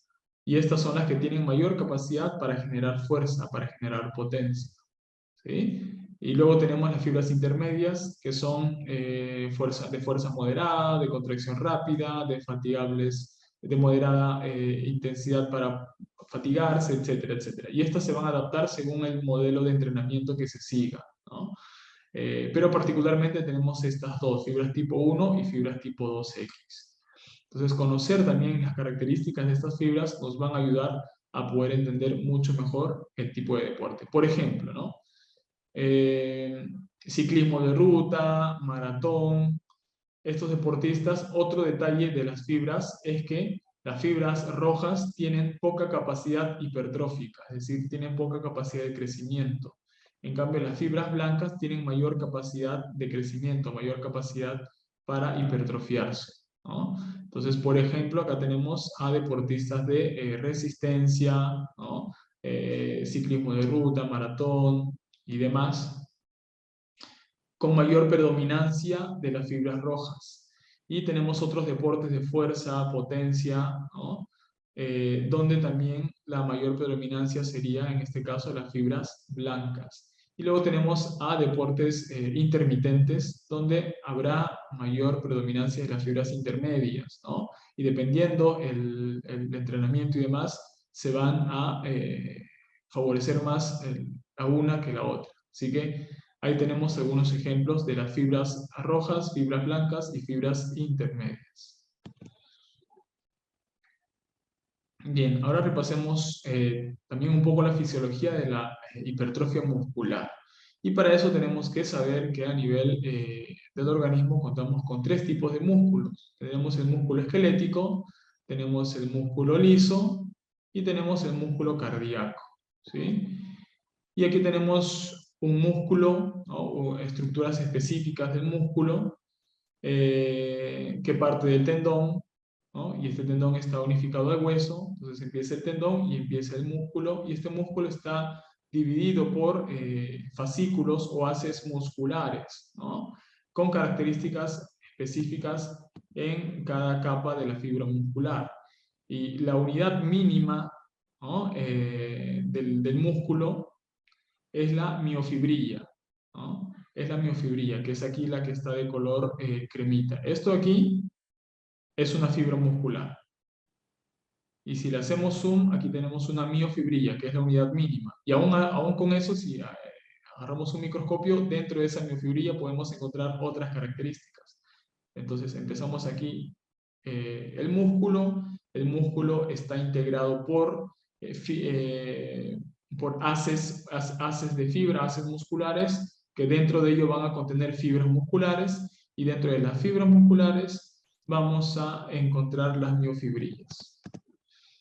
Aquí tenemos una fibra muscular, esto aquí en grande es la fibra muscular, dentro de ello tenemos, perdón, esta es la miofibrilla, ¿no? Es decir, aquí. Esta miofibrilla de color cremita, hacemos un zoom y aquí tenemos la miofibrilla. Dentro de la miofibrilla encontramos aún unidades más pequeñas, ¿no? Como por ejemplo, encontramos las mitocondrias, encontramos el núcleo. Recuerden que la fibra muscular es multinuclear, es decir, tiene más de un núcleo. Encontramos estas unidades más pequeñas que son los sarcómeros, ¿no?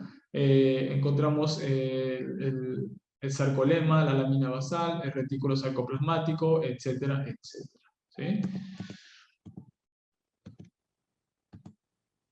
Y entonces aquí tenemos una estructura un poquito que se ve mucho mejor. Empezamos por el tendón, luego tenemos el vientre del músculo o el músculo general. Luego de eso, dentro del músculo encontramos los haces de fibras musculares. Y estos haces de fibras musculares contienen las fibras musculares simples.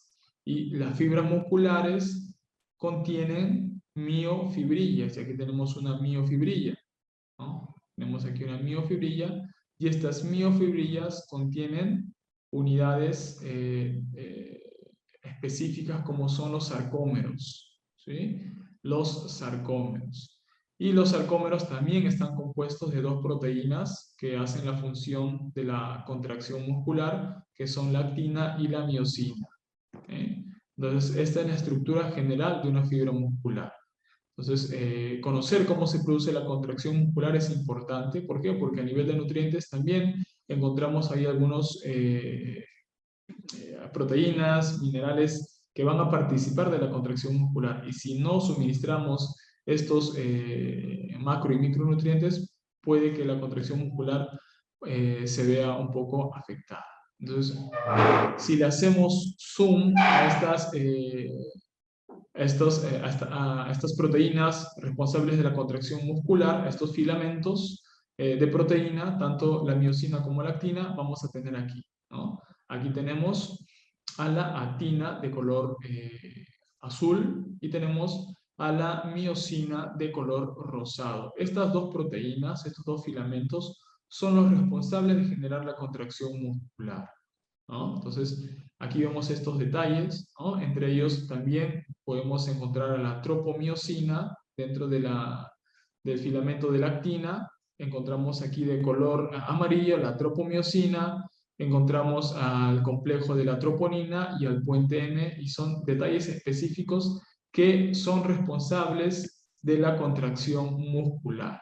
Ahora vamos a ver una animación de cómo es que se produce esta contracción muscular y cómo la actina y la miosina estas dos proteínas son responsables de esta contracción muscular. Aquí tenemos un músculo relajado, ¿no? Aquí tenemos un músculo contraído, ya cuando entran en acción tanto la actina como la miosina, ¿no? Y aquí también podemos ver a nivel microscópico, ¿no? Microscópico transversal, ¿no? Cómo se produce la contracción. Aquí tenemos la actina, ¿no? De color azul y la miosina de color rosado.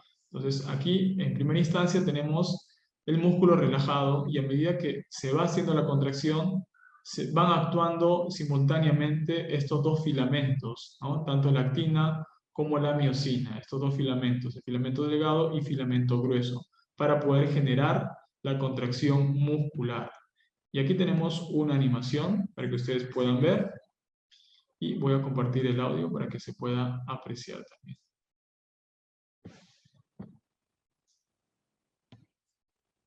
Por manojos de fibras musculares. Las fibras musculares son células largas y cilíndricas que contienen varios núcleos. Los músculos se contraen o relajan cuando reciben señales desde el sistema nervioso. Una unión neuromuscular es el sitio de intercambio de señales. Esto es donde se conectan el botón sináptico de la porción terminal del axón y la fibra muscular. Las fibras musculares están compuestas por muchas miofibrillas. Una miofibrilla contiene unidades contráctiles denominadas sarcómeros. Los sarcómeros corren adyacentes unos a otros a lo largo de la miofibrilla. Cada sarcómero consiste de filamentos proteicos gruesos alternados con filamentos delgados, dándole al músculo su apariencia estriada. El músculo se contrae cuando estos filamentos se deslizan entre sí. Los filamentos gruesos son fibras de miosina, las cuales están ancladas al centro del sarcómero, llamada línea M. Los filamentos delgados están compuestos por la proteína actina, las cuales están ancladas a la línea Z en los bordes exteriores del sarcómero. Debido a que los filamentos de actina están anclados a las líneas Z, el sarcómero se acorta desde ambos lados cuando los filamentos de actinas se deslizan a lo largo de los filamentos de miosina. Aunque la acción entre los filamentos es descrito como un deslizamiento, lo que sucede en realidad es que los filamentos de miosina jalan de las actinas a lo largo de su longitud.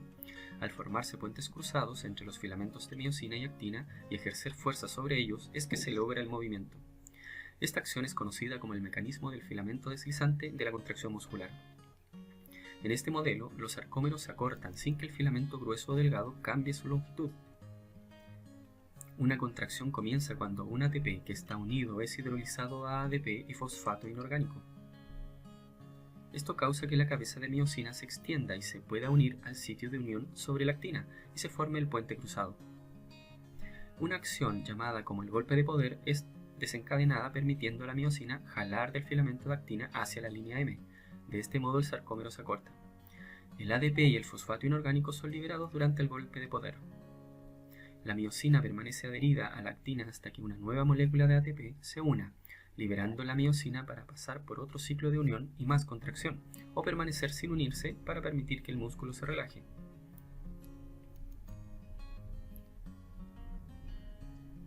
Las contracciones musculares son controladas por la acción del calcio. Los filamentos delgados de actina están asociadas con proteínas regulatorias llamadas troponina y tropomiosina. Cuando el músculo está relajado, la tropomiosina bloquea los sitios donde se formarán los puentes cruzados sobre la actina. Cuando los niveles de iones calcio son suficientemente elevados y el ATP está presente, los iones calcio se unen a la troponina, con lo cual se desplaza la topomiosina exponiendo los sitios de unión sobre la actina para la miosina. Esto le permite a la miosina unirse a los sitios de unión de la actina para formar puentes cruzados. Los iones de calcio son almacenados en el retículo sarcoplásmico y son liberados en respuesta a las señales del sistema nervioso para generar contracción. Las moléculas neurotransmisoras son liberadas desde las neuronas y se unen a los receptores, los cuales despolarizan la membrana de la fibra muscular. El impulso eléctrico viaja hacia abajo por los túbulos T y abre el almacenamiento de calcio. Los iones de calcio fluyen a las miofibrillas, donde ellos desencadenan la contracción muscular. Como la actina y la miosina se deslizan a lo largo de su longitud, el sarcómero completo se acorta y las líneas Z se acercan hacia la línea M. Como los sarcómeros en las miofibrillas se contraen, la fibra muscular completa se acortará.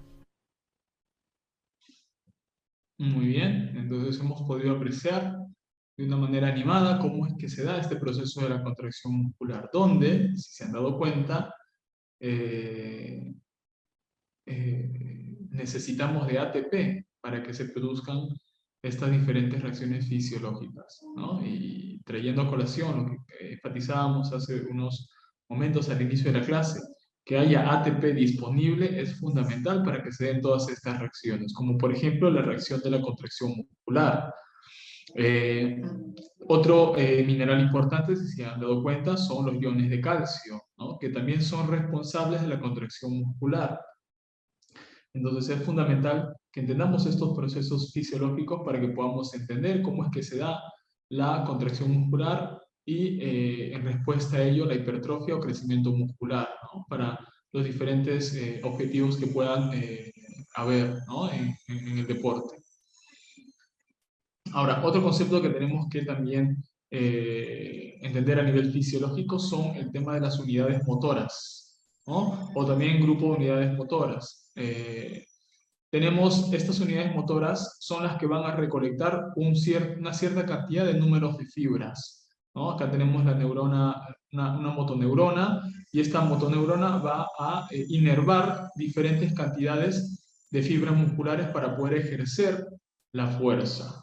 Entonces, por ejemplo, cuando uno empieza a entrenar, esta actividad de las unidades motoras es relativamente baja. A medida que vamos entrenando y haciéndonos a nivel neuromuscular más fuertes, esta misma unidad motora puede captar muchas más fibras musculares y ejercer mayor fuerza. Entonces, el concepto de las unidades motoras también es importante entenderlas. Por ejemplo, hay personas que después de 3-4 meses empiezan a tener mayor fuerza.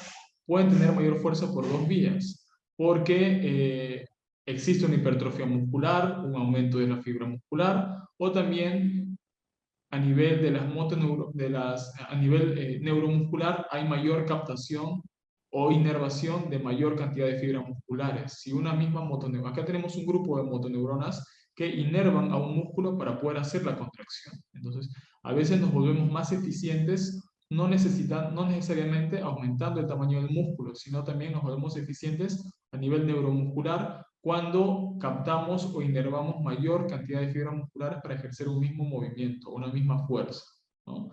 Entonces, estos son detalles también que tenemos que tener en cuenta.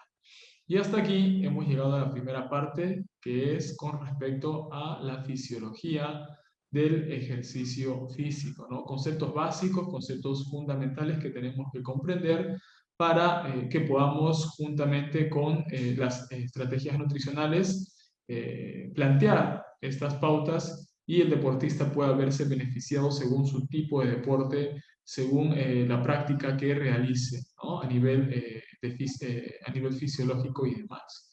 Entonces, después de entender todos los procesos fisiológicos que son fundamentales, al menos desde un aspecto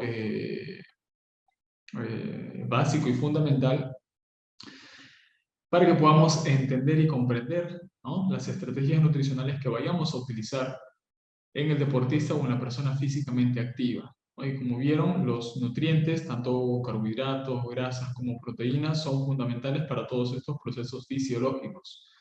Entonces es fundamental, ¿no? Abordar la fisiología básica con respecto a la nutrición del ejercicio físico o deporte. Ahora, en esta segunda parte, lo que sigue es que hagamos una evaluación nutricional adecuada, una evaluación nutricional óptima para que podamos diagnosticar adecuadamente y juntamente con ello proveer las estrategias específicas fundamentales para el deportista o la persona físicamente activa.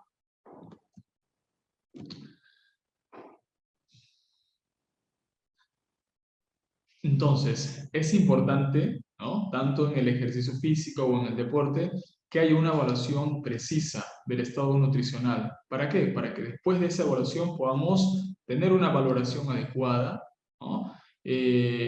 Con la finalidad de proveer estrategias nutricionales para optimizar el rendimiento, si se trata de un deportista de rendimiento, o para optimizar los cambios en la composición corporal, si se trata de un deportista de estética o una persona que quiere bajar de grasa corporal o aumentar de masa muscular. Entonces, evaluar de manera adecuada es fundamental e imprescindible para tener un abordaje adecuado, ¿no?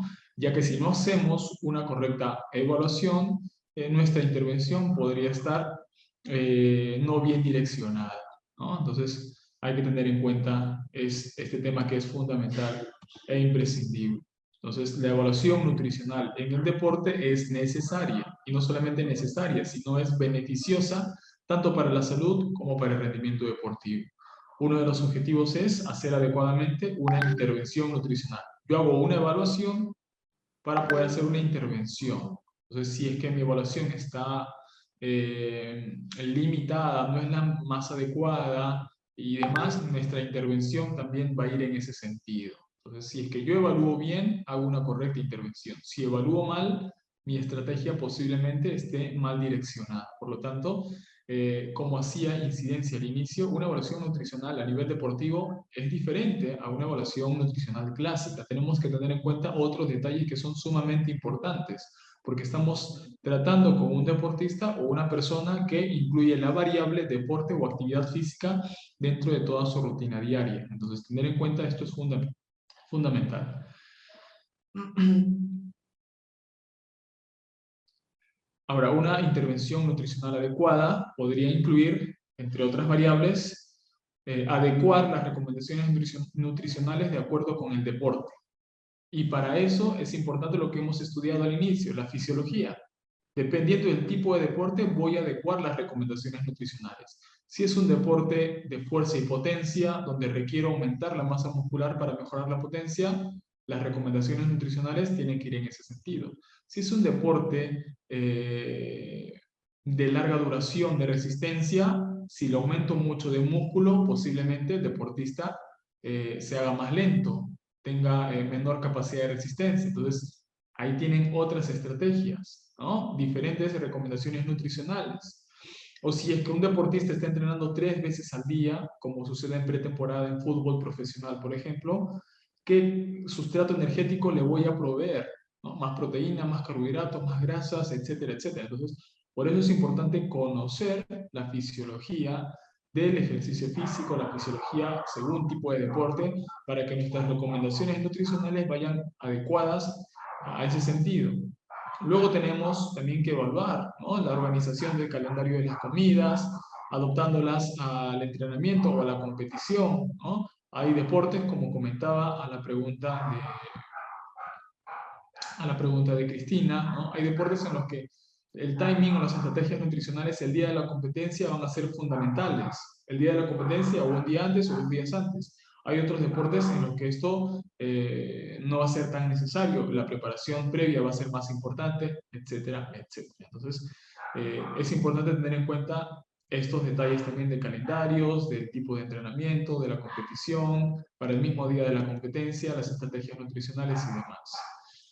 Luego también la evaluación óptima podría incluir una corrección, un ajuste de excesos y deficiencias de nutrientes, así como errores relacionados con la nutrición. Hay deportistas que tienen ciertas deficiencias a nivel nutricional, ¿no? Como por ejemplo este mito que se ha incluso diversificado entre los deportistas de alto rendimiento, que es el temor a los carbohidratos. cuando son ellos los que necesitan consumir más hidratos de carbono porque son los que tienen mayor demanda energética, ¿no? Entonces, corregir eso, ¿no? Y también el tema de la educación nutricional continua, ¿no? Hacer que los deportistas conozcan, ¿no?, de temas de nutrición para que puedan ellos educarse, ¿no? Y con esto facilite la comprensión a las estrategias que podamos brindar o acompañar al deportista de alto rendimiento. Ahora, ¿la evaluación nutricional en qué consiste a nivel deportivo? Lo que se busca al final es un óptimo desempeño, un óptimo rendimiento, que la persona logre su objetivo, tanto en deportes de alto rendimiento como a nivel estético o a nivel de salud. Lo que se busca es que esta persona físicamente activa o deportista alcance su objetivo, alcance su óptimo desempeño. Y para ello tenemos que hacer una correcta intervención nutricional. Y para hacer una correcta intervención nutricional, tenemos que hacer una adecuada valoración nutricional del deportista. ¿Y qué se necesita para hacer una correcta valoración nutricional del deportista? Dos aspectos. Evaluación a nivel nutricional con sus diferentes componentes particulares a nivel deportivo y también una evaluación de la actividad deportiva. ¿Qué quiere decir esto? Conocer fisiológicamente el tipo de deporte que practica, el tipo de ejercicio físico que practica, si hace CrossFit, si hace resistencia, si hace gimnasio, si hace fútbol, si hace baloncesto, si hace vóley, si hace natación. Entonces, conocer la actividad deportiva, al menos a nivel fisiológico, no a nivel de entrenamiento, aunque sería interesante también, pero a nivel fisiológico, saber qué sustrato predomina, qué sustrato gasta en mayor medida, cuánto es la intensidad de su entrenamiento, etcétera, etcétera, etcétera. Entonces aquí tenemos la correcta valoración, esto es lo que estábamos viendo. Entonces, la evaluación nutricional es la medición y valoración de las variables nutricionales, ¿no? Las diferentes variables nutricionales, para evaluar el estado del deportista. Entonces, esta consta de un enfoque global que incluye análisis clínicos, bioquímicos, examen físico, examen de medidas antropométricas, datos de laboratorio, incluso también, si se habla a nivel deportivo, el estado de hidratación, el tipo de deporte, la temporada en la que se encuentra, etcétera y demás. Acá vamos a ver algunos aspectos que deberían ser familiares en la valoración nutricional de deportistas y que difiere de la población general. ¿Cuáles son estas? Por ejemplo, estaba haciendo incidencia en esto, ¿no? Conocer el tipo de deporte. Si es un deporte de fuerza, si es un deporte de resistencia, si es un deporte de velocidad, un deporte individual, un deporte de equipo.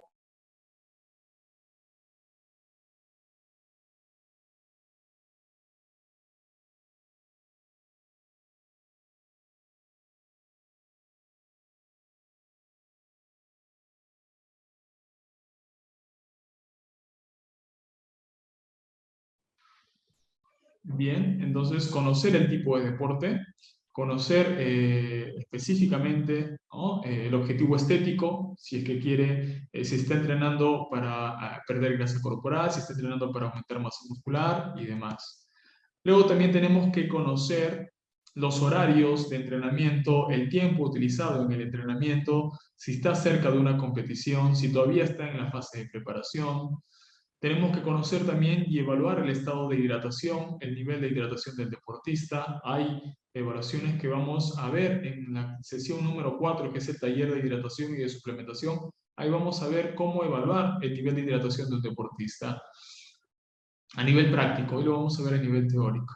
Y también reconocer, ¿no?, cuál es el principal objetivo y en qué momento específico se encuentra, ¿no? Si es que es ponerse en forma, si está preparándose para una determinada competencia, cuántos meses de plazo tenemos para la competencia o para la preparación y demás. Entonces, estos aspectos que son detalles son fundamentales cuando vamos a evaluar, ¿no?, a valorar el estado nutricional del deportista.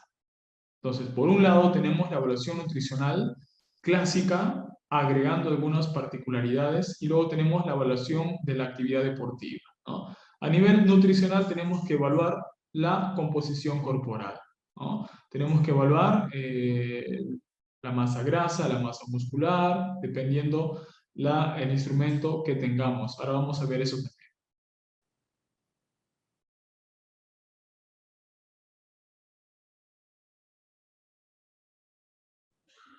Bien, entonces, después de evaluar la composición corporal por medio de la antropometría o cualquier otro instrumento, ahora vamos a ver eso, también tenemos que evaluar los indicadores bioquímicos, al menos al inicio de la temporada, al inicio del año, ¿no? Indicadores bioquímicos. Luego tenemos que hacer una evaluación clínica y dietética también.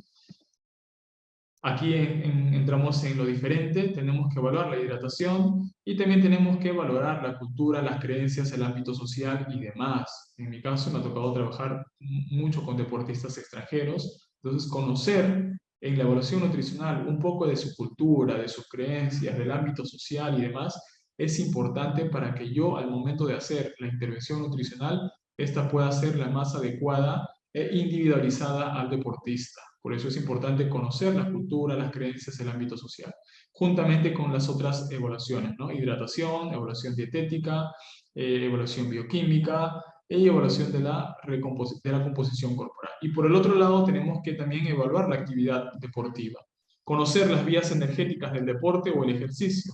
Y ustedes ya están en la capacidad de hacer una valoración por lo que hemos visto en el tema de fisiología, ¿no? Saber qué tipo de vía energética predomina en la práctica deportiva de deportista, o si es que es una persona que practica algún tipo de ejercicio a nivel de gimnasio, fitness y demás. Ya sabemos qué vía energética predomina. Tenemos que conocer el nivel de entrenamiento, si se trata de una persona principiante, una persona intermedia o una persona experimentada. Conocer en qué fase de preparación se encuentra o en qué fase de la competencia. Y también conocer su rutina diaria a nivel de organización de entrenamiento. Cuántas veces a la semana entrena, qué tipo de entrenamiento realiza, cuántas sesiones hace al día, cuánto dura su sesión, a qué intensidad, etcétera, etcétera. Entonces, estos aspectos son claves y fundamentales para hacer una correcta valoración. A nivel antropométrico, bueno, los parámetros a evaluar en el primer aspecto, que es evaluación nutricional, son estos: la evaluación antropométrica o evaluación de la composición corporal, la evaluación bioquímica, evaluación dietética, ahí vemos recordatorio de 24 horas, frecuencia de alimentos. Luego tenemos que hacer un test de hidratación juntamente con un test de sudoración y una ficha de recolección de datos básicas, ¿no? Para poder recolectar todos estos datos y demás. Una historia clínica nutricional, que es fundamental tener ahí la historia clínica nutricional del deportista, con todos estos parámetros evaluados, ¿no? Antropometría, bioquímica, dietética, hidratación y demás. Ahora, a nivel de la evaluación de la composición corporal, es importante tenerlo en cuenta. ¿Por qué? Porque a nivel deportivo, me dan un segundo porque voy a traer el cargador, no se me vaya a apagar la máquina.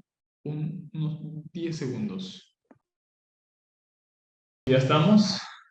Tenía temor que se apague la máquina. Bien, ya estamos.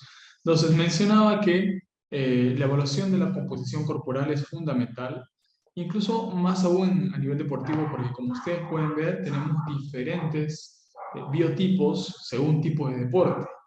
Y no en todos los casos tenemos que evaluar igual, tenemos que evaluar específicamente ciertas variables como la masa grasa, la masa muscular, incluso hay momentos en los que tenemos que evaluar ciertas longitudes óseas, ¿no? Diámetros, perímetros y demás, ¿no? Por ejemplo, el clásico índice de masa corporal en deporte no se aplica. El índice de masa corporal o el IMC es un parámetro que relaciona la altura con el peso y normalmente se piensa que sirve para diagnosticar si tiene alteraciones con el peso por defecto o por exceso, ¿no? El famoso IMC. El adecuado es de 20 a 25, si está de 25 a 30 es sobrepeso, si está por encima de 30 es obesidad, y si está por debajo de 20 es delgadez, ¿no? Entonces, eso en deporte no se aplica. ¿Por qué? Porque yo puedo tener a dos personas, como ustedes pueden ver, ambas pesando 85 kilos. Pesan lo mismo. Pueden tallar lo mismo, 1,72 y 1,72. El IMC puede ser el mismo, ¿no? 28,8 y 28,8. Pregunto, ¿el deportista tendrá sobrepeso? Lógicamente que no. En cambio, esta persona sedentaria sí.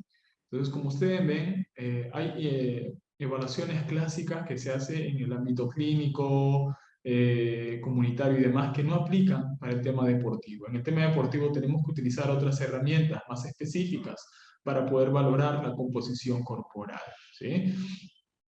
Entonces, cuando el IMC lo pretendemos aplicar a deportistas, la cosa cambia. La cantidad de masa muscular de que un deportista puede llegar a hacer, la cantidad de músculo puede hacer pensar que el deportista tiene un índice en sobrepeso, pero cosa que no es real, ¿no? Sino que hay mayor predominancia de masa muscular y eso puede crear un sesgo en el resultado. Ahora, existen otros métodos para evaluar la composición corporal más específicos. Los más conocidos son, en primer lugar, tenemos al DEXA, ¿no? Que es un escáner, así como ustedes pueden ver, que evalúa la composición corporal. Luego tenemos a la bioimpedancia, esto seguramente es más común, habitual ver, ¿no? Que es esta balanza que tiene estos sensores en el tren inferior y unos sensores a nivel manual. Y luego tenemos la antropometría, ¿no? Aplicada al deporte, que también es otra forma de evaluar la composición corporal. Bueno, en el caso del DEXA, aquí tenemos un... Their training program and their diet is customized to get the results that they desire. So when you get into the room, you basically lay down in this X-ray machine and you have to make sure that you're in the center line and your hands and feet are positioned in a certain way, and you have to make sure that you're laying really still, but luckily the test really only takes about 5 minutes to complete. And then after that, all of that data is uploaded into their computer system, where then you're able to see your whole skeleton makeup, which I thought was pretty cool. After all of that data is uploaded, you can meet with... Luego tenemos la bioimpedancia. El detalle con el primero, que es el DEXA, es el gold estándar, es decir, es el mejor método para evaluar la composición corporal después de la disección cadavérica. El DEXA, este escáner, es el gold estándar. Sin embargo, el acceso es bastante limitado. ¿Por qué? Porque estas máquinas cuestan muchísimo dinero. Son pocos los institutos o centros que tienen un DEXA. A nivel europeo hay muchos más. Aquí a nivel Latinoamérica no todos, clínicas o centros deportivos no tienen acceso a un DEXA. Esa es la limitación, ¿no? El alto coste. Además, imagínense eso, tenerlo en el consultorio de un nutricionista también es bastante complicado, ¿no? Entonces, luego, para eso existen otros métodos, como por ejemplo la bioimpedancia, que esto es más común, seguramente lo han podido ver. Este método aplica pequeñas corrientes a través del cuerpo y mide el voltaje para obtener un valor llamado resistencia, también conocido como impedancia. El principio detrás del BIA es hacer fluir corrientes eléctricas a través del agua corporal y medir la resistencia que dicha corriente encuentra a medida que fluye. En términos simples, una mayor cantidad de agua llevará a una baja impedancia. Por ejemplo, a pesar de que dos hombres pesen lo mismo, A tiene una mayor cantidad de masa muscular que B.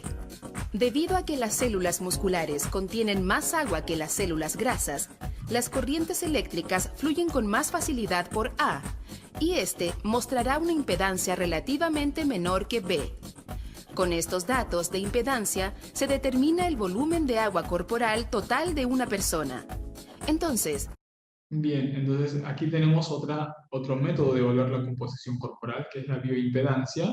Seguramente han visto esto, es más común verlo hay la bioimpedancia de dos sensores, es como un manubrio manual, ¿no? Y luego tenemos la bioimpedancia de cuatro sensores o cuatro sensores, ¿no? Que es en el tren inferior con las piernas y jalamos un manubrio que está unido a la balanza y con estos 4 sensores o 4 electrodos, ¿no? Estoy viendo eso, los 4 electrodos, se hace una impedancia mucho más completa, ¿no? Como es el ejemplo que estamos viendo en el video. Ahora, esto también tiene sus limitaciones, porque si han podido escuchar bien, esto está determinado por la composición de agua del sujeto, ¿no? Es decir, analiza la densidad corporal por medio de estas proyecciones eléctricas. La limitación de este instrumento es si una persona está deshidratada y otra persona esa misma persona al siguiente día está bien hidratada, los resultados van a ser diferentes. Entonces, el margen de error de este método es bastante elevado, ¿no? de un 30 a 40%. Entonces, para valorar la composición corporal. Y por último tenemos a la antropometría. Y la actividad física han optado por utilizar mediciones antropométricas. De estas técnicas, principalmente las mediciones de pliegues cutáneos y circunferencias permiten de forma rápida, sencilla y medianamente accesible una estimación satisfactoria de la composición corporal. Muy bien, entonces tenemos por otro lado la antropometría, que también permite por medio de técnicas y protocolos específicos valorar la composición corporal a nivel tejido graso por medio de los pliegues, a nivel muscular por medio de los perímetros, a nivel óseo por medio de los diámetros, etcétera, etcétera, ¿no? Ahora, ¿cuál de los tres es el mejor? Como ya lo dije, el DEXA es aquí ustedes pueden ver, ¿no? Este estudio valoró la precisión y la viabilidad de cada uno de ellos. Entonces tenemos aquí al DEXA como el gold estándar, ¿no? Como a nivel de precisión es lo mejor, el escáner grande que vimos al inicio. Luego de eso tenemos a la agua doblemente marcada, que es otra técnica, que normalmente estas dos se utilizan a nivel de laboratorio, no a nivel de consulta, ¿no? A nivel de laboratorio para investigación, ¿no? Son los que son más precisos. Luego de eso vienen los skin folds, que son los pliegues cutáneos, es decir, la antropometría. Luego de eso vienen las cápsulas, que son unas cápsulas también a nivel que se trabajan más a nivel de laboratorio para evaluar la composición corporal. Y por último tenemos a la bioimpedancia. Entonces, como ven, la antropometría a nivel de precisión es mucho mejor que la bioimpedancia. Por eso, siempre, desde mi parte, siempre apoyo a que los profesionales, tanto en el ámbito del deporte como en la nutrición, sean capacitados para poder hacer estas evaluaciones antropométricas, ¿no? Existen certificaciones que preparan, ¿no? al profesional y capacitan para que puedan hacer estas evaluaciones antropométricas y con ello poder evaluar la composición corporal. Ahora, siempre es importante para hacer la evaluación de esta composición corporal es que esta pueda ser estandarizada en la misma hora. Si es por la mañana, mucho mejor. Si es en ayunas, mucho mejor, ¿no? La persona tiene que estar normohidratada, ni deshidratada, ni muy hidratada. Tiene que ser la misma hora, de preferencia todos los días, en los días de la semana. La misma herramienta de medición. Si empiezo evaluando con antropometría, tengo que hacer el seguimiento con antropometría. No puedo evaluar con antropometría, luego con bioimpedancia y alternarlo así. Una misma herramienta de medición. Idealmente también tiene que ser la misma persona, si se va a utilizar antropometría, el mismo evaluador de inicio tiene que evaluar en todo el seguimiento, ¿no? Después del primer mes, segundo mes, tercer mes, la misma persona que evaluó tiene que hacer la evaluación. Bueno, la antropometría, ¿qué cosa es? Es una disciplina que estudia las medidas del cuerpo humano mediante evaluaciones de su composición, funciones corporales, tamaño y forma, ¿no? Con la intención de entender todos los procesos implicados en el crecimiento, en el ejercicio físico y el rendimiento deportivo. Entonces, es fundamental, ¿no? Ha sido de mucha utilidad a nivel deportivo, ¿no? ¿Por qué? Porque se ha vuelto un instrumento para poder valorar de manera práctica y de manera rápida la composición corporal de los deportistas. Ahora, se vio la necesidad de poder estandarizar las medidas, ¿no? Y en los años, esta disciplina de la antropometría nació en los años 1976, en los Juegos Olímpicos de Montreal. Y el significado de la cineantropometría, kines es movimiento, antropo hombre y metría medida, es la medida del hombre en movimiento o la medida del hombre que se mueve, del deportista, ¿no? Entonces, en todo su desarrollo, en estos inicios, había existido muchas confusiones al no existir normas específicas o un protocolo puntual. Es por eso que a partir de ese entonces nace una sociedad internacional, que es el ISAC, que va a estandarizar la técnica de medida, ¿no? Y creó una serie de protocolos para que las comparaciones sean fiables, es decir, planteó una estructura de estandarización de medidas y unos protocolos para que todos podamos medir igual, ¿no? Con el mismo protocolo, ¿no? Entonces, El ISAC nació en ese entonces para poder estandarizar las medidas. Y actualmente es esta entidad que capacita a profesionales en el ámbito del deporte, de la nutrición, de la estética, del fitness y demás, capacitan para que puedan contar con esta técnica adecuada para hacer las diferentes medidas. Y para ello se necesitan diferentes herramientas, ¿no? El glicómetro, tenemos la cinta métrica de metal, el tallímetro, la balanza, el taquímetro, o tenemos también el antropómetro de huesos largos, etcétera, etcétera. Entonces, existen certificaciones, ¿no?, que brinda el ISAC para poder capacitar, ¿no?, a las diferentes profesionales en el ámbito de la salud, ¿no? Existe el nivel 1, nivel 2 y nivel 3. Entonces, es importante tener en cuenta este dato para que podamos utilizar, ¿no?, este método y de esa manera valorar la composición corporal del deportista. Por ejemplo, podemos evaluar la grasa corporal por medio de los pliegues cutáneos, ¿no? Hay zonas específicas, según el protocolo ISAC, donde hacer la evaluación de los pliegues cutáneos, ¿no? El pliegue tricipital, el pliegue subescapular, el pliegue supraespinal, el abdominal, el pliegue del muslo anterior y el pliegue de la pantorrilla. Haciendo correctamente el protocolo, podemos diagnosticar la grasa corporal según los pliegues y podemos comparar, ¿no?, bajo percentiles según tipo de deporte, si es una persona físicamente activa y demás, ¿no?, si es hombre o si es mujer, para valorar y hacer un diagnóstico, ¿no?, de los pliegues cutáneos. Luego también con la antropometría podemos determinar el somatotipo. Seguramente han escuchado anteriormente de esto, ¿no? El somatotipo. El somatotipo está determinado por 10 variables: el peso, la talla, el pliegue del tríceps, pliegue subescapular, pliegue supraespinal, la pantorrilla, el perímetro del bíceps contraído, perímetro de la pantorrilla, diámetro del húmero y diámetro del fémur. Según estas variables vamos a determinar en qué ubicación de la somatocarta se encuentra el deportista o la persona físicamente activa para poder hacer una clasificación. Entonces, como ven, la antropometría nos brinda muchas herramientas. Y aquí tenemos una ficha de evaluación básica para poder evaluar a un deportista por medio de la antropometría, un análisis básico de pliegues cutáneos, de diámetros, de somatotipo y demás, ¿sí? Luego de evaluar la composición corporal, tenemos que evaluar el tema bioquímico, las analíticas, ¿no? Una evaluación bioquímica del estado nutricional en atletas es esencial. Los marcadores bioquímicos son obtenidos a partir de estos análisis clínicos de laboratorio y bien de muestras sanguíneas o también muestras de orina. Estos parámetros pueden darnos una idea general del estado nutricional del deportista. Entonces, siempre, continuamente, de manera regular, hay que pedir evaluaciones analíticas, ¿no?, a nuestros deportistas para ver cómo va también su estado nutricional.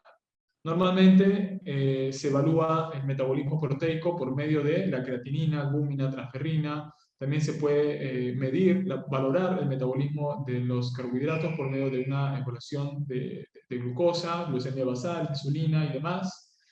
Luego también podemos valorar el metabolismo lipídico, ¿no?, con un perfil lipídico general, colesterol, triglicéridos, lipoproteínas y demás. Y luego también podemos pedir exámenes específicos según vitaminas, ¿no? Vitamina A, vitamina D, vitamina E, B en general, o B12, etc. Y también podemos pedir evaluaciones específicas de minerales, ¿no?, como el hierro, el zinc, el yodo y demás. Así que la evaluación bioquímica también es fundamental. Luego de ello podemos hacer, ¿no?, y deberíamos hacer una evaluación dietética para conocer al deportista, conocer los hábitos de su alimentación, cómo es una rutina normal en su alimentación, y para ello tenemos el recordatorio de 24 horas. También tenemos esta otra herramienta que es la frecuencia de alimentos para conocer con qué frecuencia el deportista se habitúa a comer ciertos grupos de alimentos. Podemos tener una ficha de hábitos, conocer algunas preferencias, y en esta evaluación dietética también tenemos que conocer si el deportista se está suplementando con algún tipo de suplementos y demás, ¿no?, para poder todo eso juntar en la evaluación nutricional.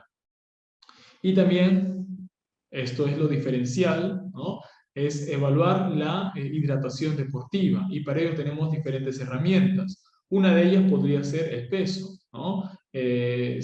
Antes de entrenar al deportista se le pesa, después de entrenar se lo vuelve a pesar, y si es que el cambio del peso supera más del 2%, quiere decir que está en un estado de deshidratación, ¿no? O si no, también podemos evaluar según el color de la orina, ¿no?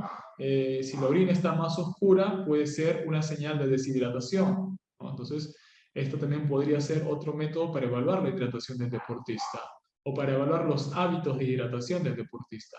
La presencia de sed también es una señal de que el deportista ya pueda estar deshidratado. Entonces, si cruzamos estas tres evaluaciones, es muy probable que el deportista pueda pueda estar deshidratado. ¿Y por qué es importante la hidratación?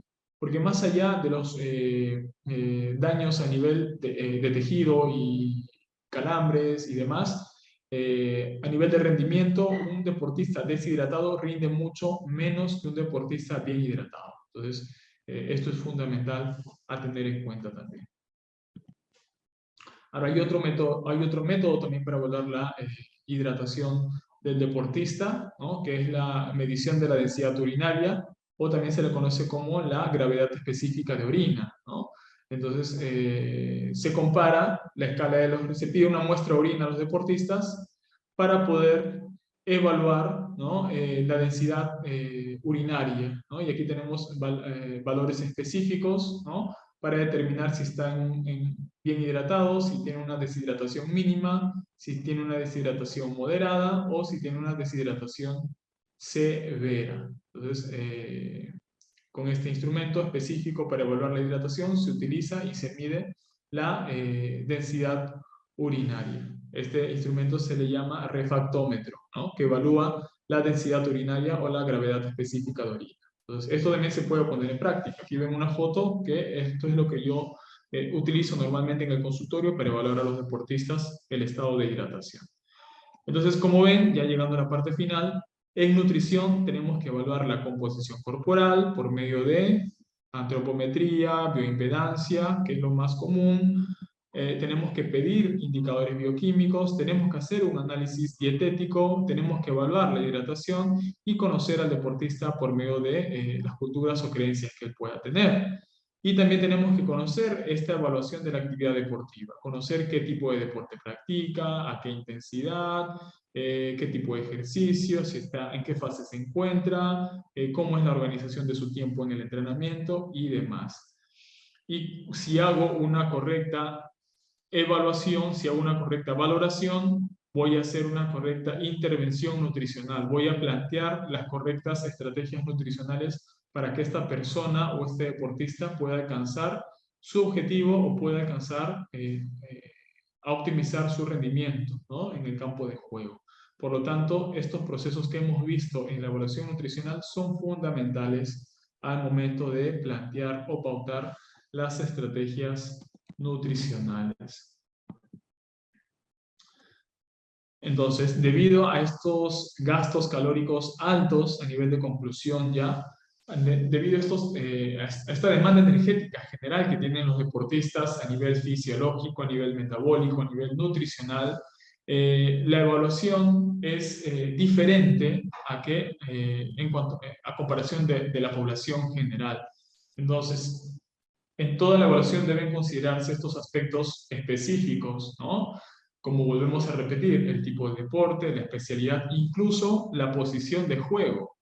Si se trata de fútbol profesional, en allí aplicábamos estrategias específicas según la posición de juego, ¿no? ¿Por qué? Porque no es lo mismo, por ejemplo, el mediocampista no hace el mismo recorrido que el defensa o que el delantero. El mediocampista normalmente tiene un promedio de recorrido de 10 kilómetros a 12 kilómetros. Por lo tanto, tiene mayor demanda energética, específicamente mayor demanda a nivel de hidratos de carbono. Un defensa o un delantero tienen un recorrido promedio de 4 a 5 kilómetros por partido. Entonces tienen menor desgaste energético. Entonces hay que conocer todos esos detalles si es que vamos a plantear estrategias nutricionales. El tipo de deporte, la especialidad, la posición de juego, el programa de entrenamiento, en cuántas horas se está entrenando al día, hacer cálculos y demás. Y esos cálculos los vamos a revisar la próxima clase, los cálculos nutricionales de proteínas, carbohidratos y grasas. Después de haber hecho la evaluación, tenemos que empezar a hacer esos cálculos. Pero siempre recuerden que una correcta evaluación nos va a llevar a hacer una correcta intervención nutricional. Entonces, muchísimas gracias por su atención. Voy a compartir de manera interna la lectura para la lectura número 2. ¿Pudieron hacer la lectura número 1 de la clase pasada? Entonces, ¿llegaron a hacer la lectura de la clase número 1? Fue una lectura bastante cortita que se compartió. Sí.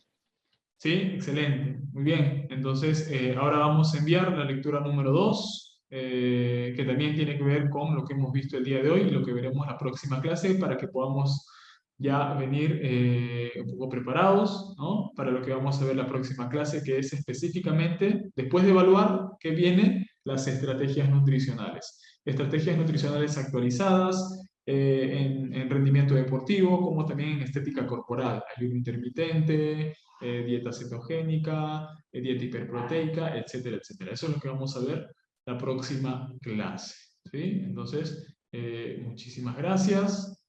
Si hay alguna otra indicación que puedan brindar de repente.